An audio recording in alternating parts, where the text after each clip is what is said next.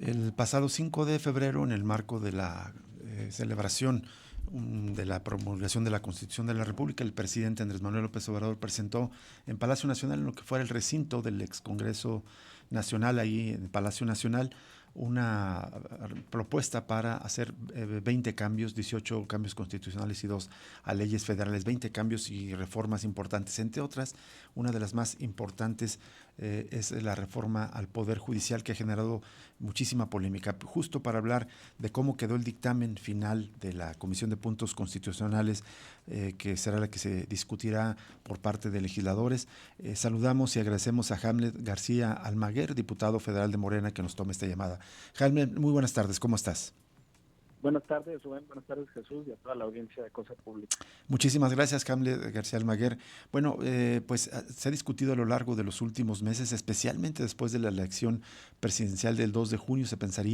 Inicialmente se había pensado que probablemente esta reforma se pospusiera hasta el comienzo del nuevo gobierno, pero no fue así. Tanto el presidente actual, Andrés Manuel López Obrador, como la presidenta electa, Claudia Sheinbaum, dieron el visto bueno a que se siguiera trabajando por parte de los legisladores de Morena. Así se ha hecho, se hicieron foros para Morena. Parece ser que se discutió lo suficiente, para la oposición no tanto. ¿Cómo quedó finalmente el dictamen de la reforma al Poder Judicial, Hamlet García Almaguer? Sí, bueno, pues es un dictamen extenso, es proyecto, se tiene que votar todavía en la comisión este 26 de agosto. Puede aún sufrir modificaciones, tanto en la comisión como en el pleno. El pleno sería el de la siguiente legislatura. Ellos tendrían la facultad de modificar, rechazar o aprobar en sus términos este dictamen. Decirte que es un dictamen de 284 páginas, incluyó más de 100 modificaciones a la propuesta del presidente de la República, muchas de ellas a raíz de los foros que hemos comentado. Y te pondría algunos ejemplos. Sí, por favor. Primero, por cuanto hace a los derechos de los trabajadores. Esto está en la página 283 del dictamen. Ahí están los artículos transitorios, que son las normas procesales para dar operatividad a las reformas sustanciales. Ahí se establecen los tiempos, los mecanismos, las reglas para que se conviertan en una realidad las modificaciones que haces al marco legal, en este caso marco constitucional. Uh-huh. Y dice el 10º transitorio: los derechos laborales de las personas trabajadoras del Poder Judicial de la Federación y de las entidades federativas serán respetados en su totalidad. Punto y seguido. Los presupuestos de egresos del ejercicio fiscal que corresponda considerarán los recursos necesarios para el pago de pensiones complementarias, apoyos médicos y otras obligaciones de carácter laboral en los términos que establezcan las leyes o las condiciones generales de trabajo aplicables. Hamlet, Me gustaría desglosar el contenido. Sí. sí, sí, perdón que te interrumpa, pero entonces, digamos, una de las razones que se está convocando un paro nacional de trabajadores del Poder Judicial es que dicen que se afectarían sus derechos y que, digamos, los no privilegios, sino, digamos, todo su trabajo que han logrado a lo largo de los años se pondría en riesgo para 55,000 trabajadores del Poder Judicial. Con esto que nos acabas de leer, digamos, se quita, digamos, este riesgo. Pues yo los invito a que mientras están en paro y tienen tiempo disponible puedan leer el dictamen, particularmente esta página, por eso la menciono en esos Sí. términos.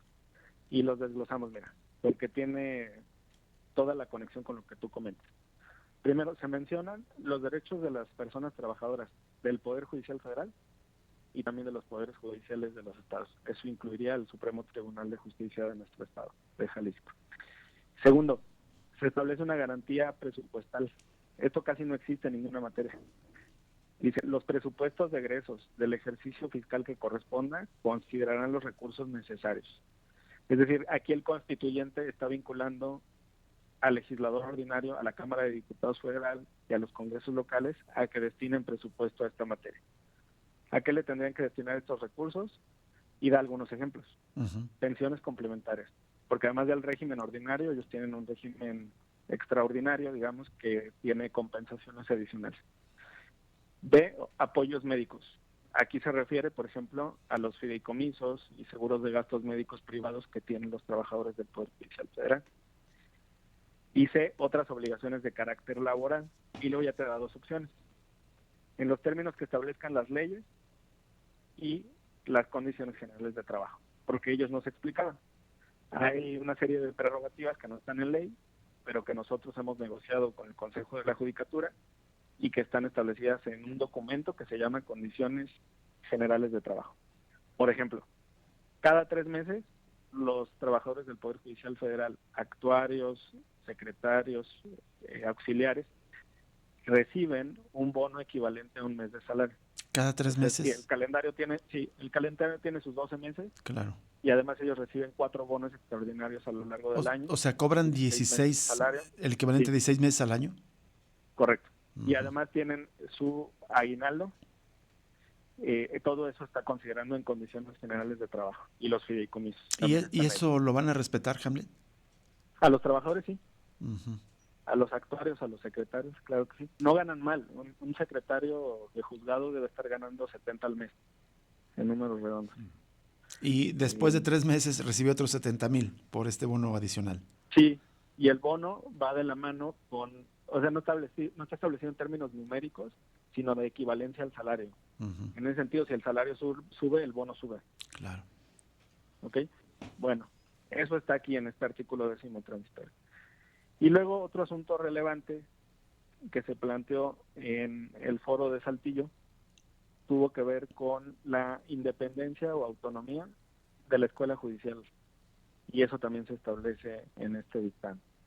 Otra de las inquietudes tenía que ver con la paridad, porque es un poder que no es paritario, solamente entre el 25 y 30% de las juzgadoras, de las personas juzgadoras son mujeres, uh-huh, a nivel federal. ¿Qué dice el dictamen? Esto está en la página 277. Que para el caso de ministras y ministros de la Corte vamos a tener 5 espacios para mujeres y 4 de hombres, porque ahora va a estar integrado por 9. Uh-huh. Va a estar integrado por 9 y va a funcionar solamente en pleno y todas sus sesiones tendrán que ser públicas. En estos momentos, bueno, hoy, no sé si ya terminó, pero está en la cuenta oficial de X de la Suprema Corte, decidieron no sesionar ordinariamente en sesión pública y en cambio una reunión privada. Se citaron para una sesión privada. Esas sesiones privadas se van con la reforma. Tiene que haber transparencia, tiene que haber publicidad, la ciudadanía tiene que enterarse de lo que ocurre en la Suprema Corte. Pero bien, regreso al tema de paridad. 5 y 4. Luego, en Tribunal de Disciplina, que va a estar integrado por 5 personas, 3 mujeres y 2 hombres. Y 2 hombres. Magistrados de Sala Superior, en este momento hay 5 que están en funciones. Su periodo se prorrogaría hasta 2027 porque necesitamos que el Tribunal Electoral, la Sala Superior, califique este proceso y hay 2 vacantes. Entonces, se establece ahí 2 recuadros para mujeres y 2 recuadros para hombres. Se va a garantizar la paridad, pero si son 2 las mujeres que obtienen más votos, ellas 2 son las que van a avanzar, ¿no? Uh-huh. Luego, magistrados de salas regionales, que están integrados por 3 personas, van a ser 2 mujeres y 1 hombre, también mayoría.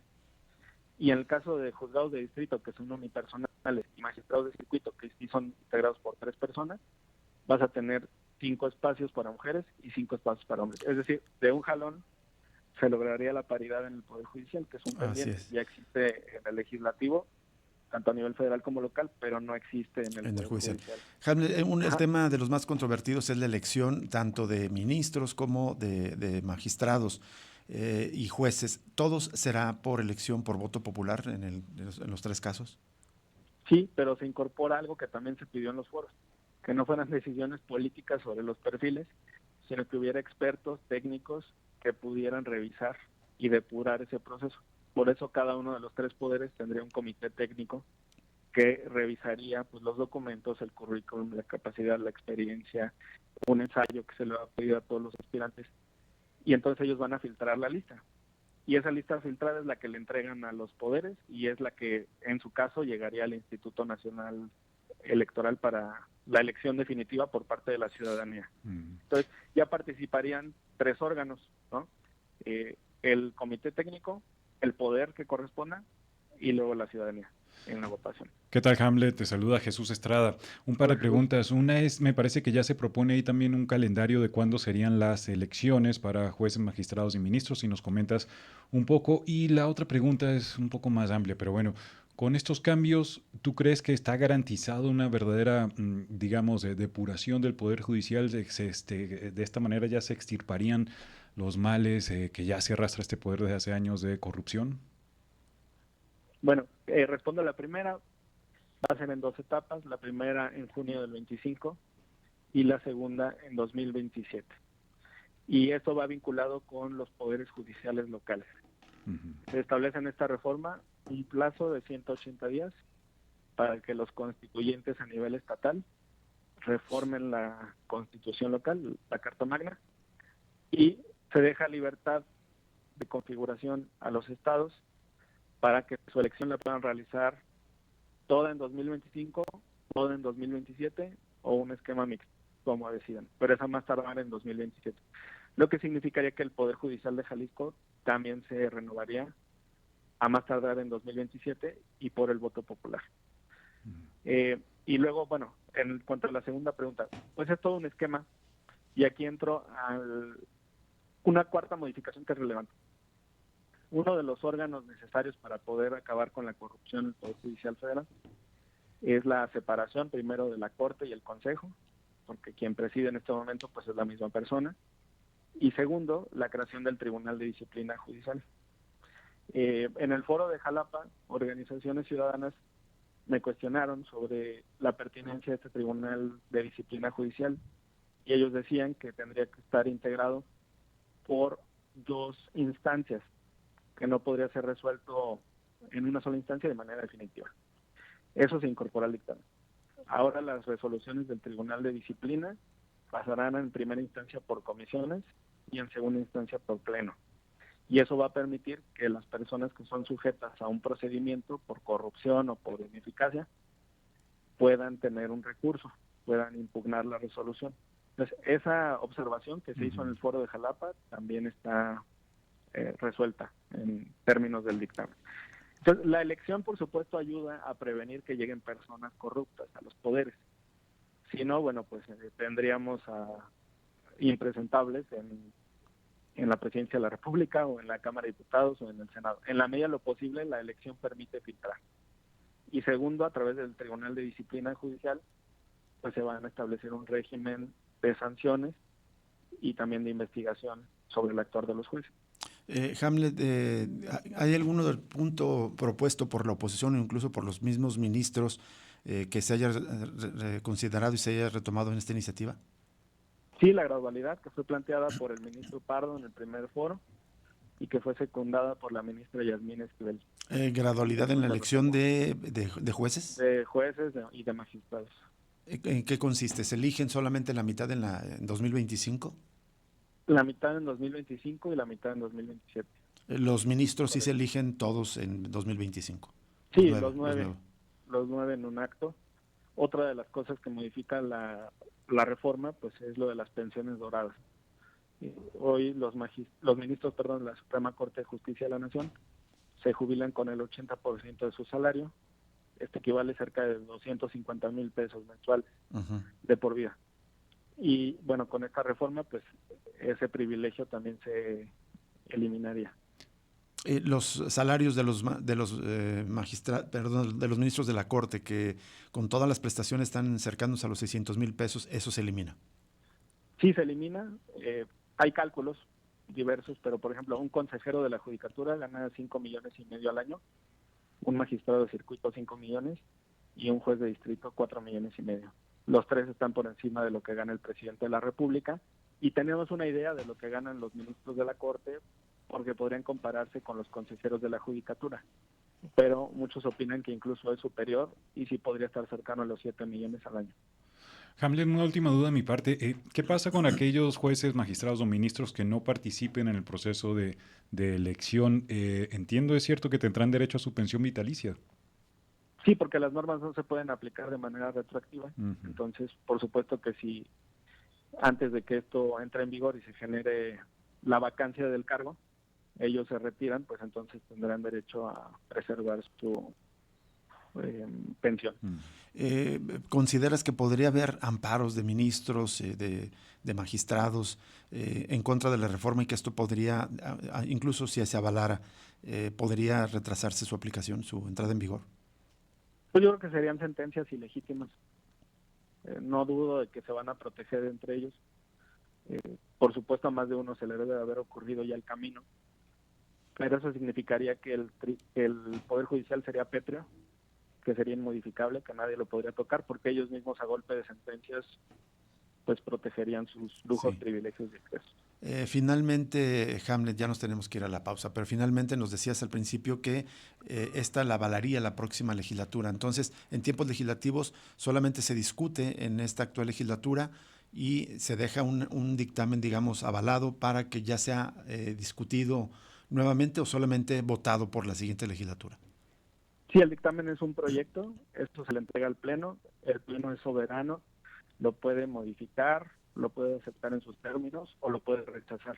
Y de ahí iríamos al Senado, otra vez a comisiones y Pleno, y luego a los congresos estatales, se requieren 17 votos, y luego ya sanción, promulgación y publicación. Pero esto será hasta la siguiente legislatura entonces. Sí, sin duda. De acuerdo, muy bien. Muchísimas gracias, Hamlet García Almaguer, por aceptar conversar con nosotros. La verdad es que hay muchísimos detalles. Si nos permites, en otro día seguimos abundando sobre este debate. Gracias a ustedes, Rubén Jesús. Buenas tardes. Buena tarde. Gracias. Hamlet García Almaguer, diputado de Morena. Nos vamos a una pausa y regresamos con la siguiente entrevista de esta tarde.